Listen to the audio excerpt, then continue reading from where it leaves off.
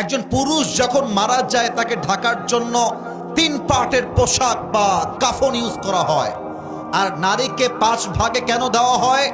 কারণ নারীর কোনো বডির পার্ট শো করানো যাবে না। আমার প্রশ্ন, জাস্ট 5টা পার্টেই কিন্তু শেষ হয় না। দেখবেন নারীর লাশের উপরে পুরোটা চাদর দিয়ে ঢেকে দেওয়া হয় যাতে করে কেউ দেখতে না পারে।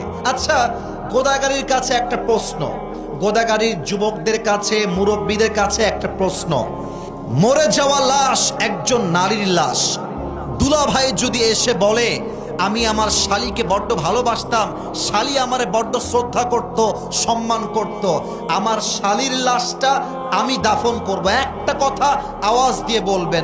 কোন মুসলমান কখনো শালির লাশকে দাফন করবার জন্য দুলাভাইকে পারমিশন দিবে?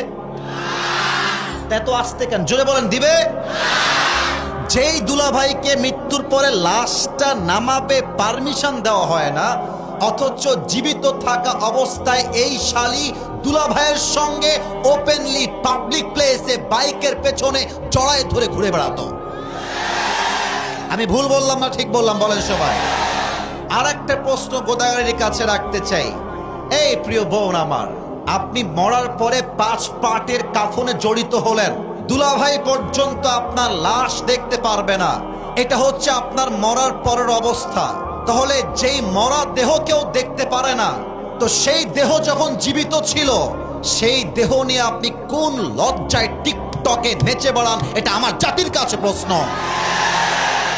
আর একটা প্রশ্ন করতে চাই মেয়েদের কাছে, মাথায় রাখবেন, বোরকা পরলেই কিন্তু কনফার্ম জান্নাতি হওয়া যায় না, দিনদার হওয়া যায় না।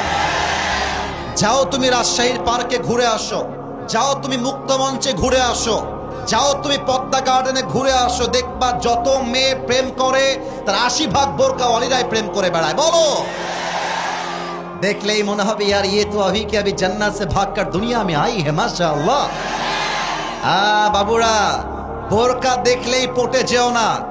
আজকালকার বোরকাওয়ালিরা বোরকা পরেই 4টা বয়ফ্রেন্ডকে নাকের ডগায় রশি দিয়ে ঘুরিয়ে বেড়ায়।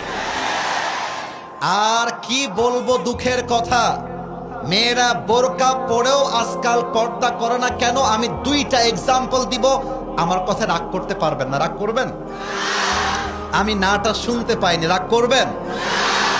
আমি ইনডিরেক্টলি বলবো, ডিরেক্টলি বলতে এটা বড় লজ্জার বিষয়। আমি ডিরেক্টলি বলতে চাই না, ইনডিরেক্টলি বলছি। আশা করছি আপনারা আমার পয়েন্ট বুঝতে পারবেন। কিছু মেয়ে এমন টাইট ফিটিং বোরকা পরে